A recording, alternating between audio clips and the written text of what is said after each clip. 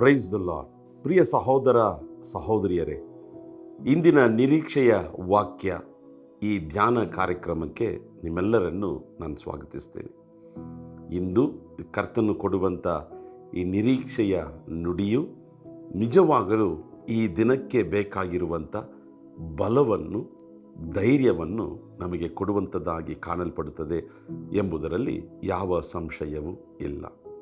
ಇಂದಿನ ನಿರೀಕ್ಷೆಯ ವಾಕ್ಯಕ್ಕಾಗಿ ಕೀರ್ತನೆಗಳು 3ನೇ ಅಧ್ಯಾಯ, ಅದರ 3ನೇ ವಾಕ್ಯ ಸುಲಭವಾಗಿ ನೆನಪಿನಲ್ಲಿ ಇಟ್ಕೊಳ್ಬಹುದು. 3 ಕೀರ್ತನೆ, book of psalms chapter 3 verse 3. ಆದರೂ ಯೆಹೋವನೇ, ನೀನು ನನ್ನನ್ನು ಕಾಯುವ ಗುರಾಣಿ, ನೀನು ನನ್ನ ಗೌರವಕ್ಕೆ ಆಧಾರನು, ನನ್ನ ತಲೆಯನ್ನು ಎತ್ತುವಂತೆ ಮಾಡುವವನು ಆಗಿದ್ದಿ. ನನಗೆ ಭಾಳ ಇಷ್ಟವಾದಂಥ ಒಂದು ವಾಕ್ಯ.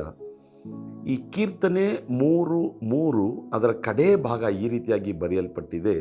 ಕರ್ತನು ನಮಗೆ ಕೊಡುವಂಥ ವಾಗ್ದಾನ, ನನ್ನ ತಲೆಯನ್ನು ಮೇಲಕ್ಕೆ ಎತ್ತುವಂತೆ ನೀನು ಮಾಡ್ತೀಯ ಸ್ವಾಮಿ. ಇದು ಕರ್ತ ನಮಗೆ ಕೊಡುವಂಥ ವಾಗ್ದಾನ. ಸಹೋದರ ಸಹೋದರಿಯೇ, ಯಾವುದೋ ಒಂದು ಜಾಗದಲ್ಲಿ ಅವಮಾನದ ನಿಮಿತ್ತವಾಗಿ ತಲೆಬಾಗಿ ನಿಂತಿದ್ದೀಯಾ? ನಿನ್ನ ಕೆಲಸದ ಜಾಗದಲ್ಲಿ ನಿನಗೆ ವಿರುದ್ಧವಾಗಿ ಎದ್ದೇಳುವಂಥ ಜನರ ನಿಮಿತ್ತವಾಗಿ ತಲೆಬಾಗುವಂಥ ಪರಿಸ್ಥಿತಿಯಲ್ಲಿದ್ದೀಯಾ? ನಿನ್ನ ಸ್ವಂತ ಕುಟುಂಬದಲ್ಲಿ ತಲೆಬಾಗುವಂಥ ಪರಿಸ್ಥಿತಿಯಲ್ಲಿದ್ದೀಯಾ? ನೀನು ವಾಸ ಮಾಡುವಂಥ ನಿನ್ನ ಆ ಬೀದಿಯಲ್ಲಿ ನಿನ್ನ ಕುಟುಂಬದಲ್ಲಿ ಉಂಟಾದಂಥ ಕೆಲವು ಘಟನೆಗಳ ನಿಮಿತ್ತವಾಗಿ ತಲೆಬಾಗುವಂಥ ಪರಿಸ್ಥಿತಿಯಲ್ಲಿದ್ದೀಯಾ? ಅಥವಾ ಸೇವೆಯಲ್ಲಿ ನಡೆದಂಥ ಯಾವುದೋ ಒಂದು ಪರಿಸ್ಥಿತಿ, ಸನ್ನಿವೇಶ ಕೈ ಮೀರಿ ಹೋದದರ ನಿಮಿತ್ತವಾಗಿ ವಿಶ್ವಾಸಿಗಳ ಮಧ್ಯದಲ್ಲಿ ತಲೆಬಾಗಿ ನಿಂತಿದ್ದೀಯಾ? ನಿನ್ನ ಸಭೆಯಲ್ಲಿ ತಲೆಬಾಗಿ ನಿಂತಿದ್ದೀಯಾ? ನಿನ್ನ ವ್ಯಾಪಾರದ ಸ್ಥಳದಲ್ಲಿ ತಲೆಬಾಗಿ ನಿಂತಿದ್ದೀಯಾ? ಮತ್ತು ಕರ್ತನೊಂದು ವಾಗ್ದಾನ ಕೊಡ್ತಿದ್ದಾನೆ, ನಾನು ನಿನ್ನ ತಲೆಯನ್ನು ಮೇಲಕ್ಕೆತ್ತುವಂತೆ ಮಾಡುವೆ. ಆಮೇನ್. ನೋಡ್ರಿ, ತಲೆಬಾಗಿ ನಿಂತು ಅವಮಾನ, ಲಜ್ಜೆ ಅಲ್ವಾ? ತಲೆಬಾಗೋದಂದರೆ ಏನು? ಲಜ್ಜೆ. ತಲೆ ಎತ್ತಿ ನಡೆಯೋದಂದರೆ ಏನು? ಗೌರವ, ಘನತೆ. ಕರ್ತನು ಹೇಳ್ತಿದ್ದಾನೆ, ನಿನ್ನ ಲಜ್ಜೆಯನ್ನು ತೆಗೆದುಹಾಕಿ ನಾನು ನಿನಗೆ ಘನತೆಯನ್ನು, ಗೌರವವನ್ನು ಕೊಡುತ್ತೇನೆ. ಕೆಲವರು ತಲೆಬಾಗಿನೇ ನಡೀತಿರ್ತಾರೆ. ಕೆಲವರು ಯಾರ ಮುಂದೆ ಕೂಡ ಮಾತಾಡೋದಕ್ಕೆ ಧೈರ್ಯ ಇಲ್ಲ, ತಲೆಬಾಗಿನೇ ಇರ್ತಾರೆ. ಆದರೆ ಕರ್ತನು ಕೊಡುವಂಥ ವಾಗ್ದಾನ, ಯಾವ ಸ್ಥಳದಲ್ಲಿ ನನ್ನ ಮಗಳೇ, ನನ್ನ ಮಗನೇ, ನೀನು ತಲೆಬಾಗಿ ನಿಂತಿದ್ದೀಯೋ ನಿನ್ನ ತಲೆಯನ್ನು ನಾನು ಮೇಲಕ್ಕೆ ಎತ್ತುವಂತೆ ಮಾಡುವೆ. ಬೇರೆ ಯಾವುದೋ ಜಾಗದಲ್ಲಿ ಅಲ್ಲ, ನೀನು ಇರುವಂಥ ಜಾಗದಲ್ಲಿಯೇ ನಿನ್ನ ತಲೆಯನ್ನು ಮೇಲಕ್ಕೆತ್ತಿ, ಇದು ನಿನ್ನಿಂದಾದದಲ್ಲ, ನೀನು ಹುಡುಕುವಂಥ, ನೀನು ಆರಾಧಿಸುವಂಥ ದೇವರಿಂದ ಯಾವ ಮನುಷ್ಯನನ್ನು ಕೂಡ ಲಜ್ಜೆಯನ್ನು ಘನತೆಯಾಗಿ ಮಾರ್ಪಡಿಸಲು ಸಾಧ್ಯ ಎಂಬುದಾಗಿ ದೇವರು ತನ್ನ ಮಹಿಮೆಯನ್ನು ನಿನ್ನ ಜೀವಿತದಲ್ಲಿ ತೋರಿಸುವಂಥ ದೇವರಾಗಿದ್ದಾನೆ. ಹಲ್ಲೆಲೂಯಾ. ಗಟ್ಟಿಯಾಗಿ ಒಂದು ಆಮೇನ್ ಹೇಳ್ರಿ. ಇವತ್ತು ಕರ್ತನು ನಿಶ್ಚಯವಾಗಿ ನಿಮ್ಮೊಟ್ಟಿಗೆ ಸ್ಪಷ್ಟವಾಗಿ ಮಾತಾಡ್ತಿದ್ದಾನೆ, ಪ್ರವಾದನೆಯಾಗಿ ಮಾತಾಡ್ತಿದ್ದಾನೆ. ತಲೆಬಾಗಿ ನಿಂತಿದ್ದೀರಾ? ಕರ್ತನ ವಾಗ್ದಾನ, ತಲೆಯನ್ನು ಮೇಲಕ್ಕೆತ್ತುವ.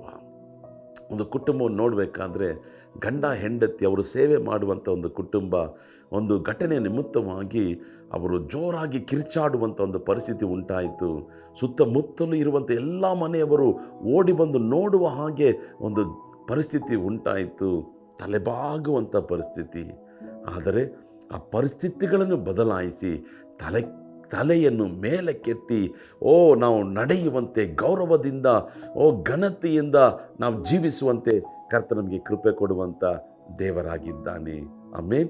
ಸೊ ಇವತ್ತು ದೇವರು ಕೊಡುವಂಥ ನಿರೀಕ್ಷೆಯ ವಾಕ್ಯ, ಕಾರಣ ಏನೇ ಇರಲಿ ತಲೆ ಬಾಗುವುದಕ್ಕೆ, ಆದರೆ ಯೇಸು ನಿನ್ನ ತಲೆಯನ್ನು ಮೇಲಕ್ಕೆತ್ತುವ. ನಾನು ಏನು ಮಾಡಬೇಕು ಸ್ವಾಮಿ?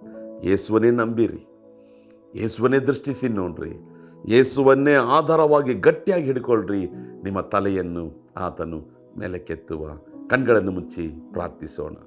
ಏಸಪ್ಪ, ಈ ದಿನದಲ್ಲಿ ಕಾರ್ಯಕ್ರಮವನ್ನು ನೋಡುವಂಥ ಈ ನಿನ್ನ ಜನರು ತಲೆಬಾಗಿರುವಂಥ ಪರಿಸ್ಥಿತಿಯಲ್ಲಿದ್ದರೆ, ಹಣದ ವಿಷಯವಾಗಿ, ಸಾಲದ ಸಮಸ್ಯೆದ ವಿಷಯವಾಗಿ ದೇವರೇ ಕಾದಿದ್ದು ತಲೆಬಾಗುವಂಥ ಪರಿಸ್ಥಿತಿ ಇರುವುದಾದರೆ, ಈ ನಿನ್ನ ನಿರೀಕ್ಷೆ ಕೊಡುವಂಥ ವಾಕ್ಯ ತಲೆಯನ್ನು ಮೇಲಕ್ಕೆತ್ತುವ ದೇವರು, ಇವರ ತಲೆಯನ್ನು ಮೇಲಕ್ಕೆತ್ತು ಸ್ವಾಮಿ. ನೀನು ನುಡಿದಂಥ ವಾಗ್ದಾನ ಹಾಗೆ ನೆರವೇರಿಸು ಸ್ವಾಮಿ. ಯೇಸುವಿನ ನಾಮದಲ್ಲಿ ಇವರನ್ನು ಆಶೀರ್ವದಿಸಿ ಪ್ರಾರ್ಥಿಸ್ತೇನೆ ತಂದೆಯೇ. ಆಮೇನ್, ಆಮೇನ್. ತಲೆಬಾಗಿ ನಿಂತಿರುವಂಥ ಜಾಗದಲ್ಲಿ ನಿಮ್ಮ ತಲೆಗಳನ್ನು ಕರ್ತನ ಮೇಲೆ ಕೆತ್ತುವ ಆತನನ್ನೇ ನಂಬಿರಿ. ಕರ್ತನ ನಂಬುವಂಥ ಮನುಷ್ಯನು ಎಂದಿಗೂ ಲಜ್ಜೆಪಟ್ಟು ಹೋಗುವುದೇ ಇಲ್ಲ. God bless you. ಆಮೇನ್.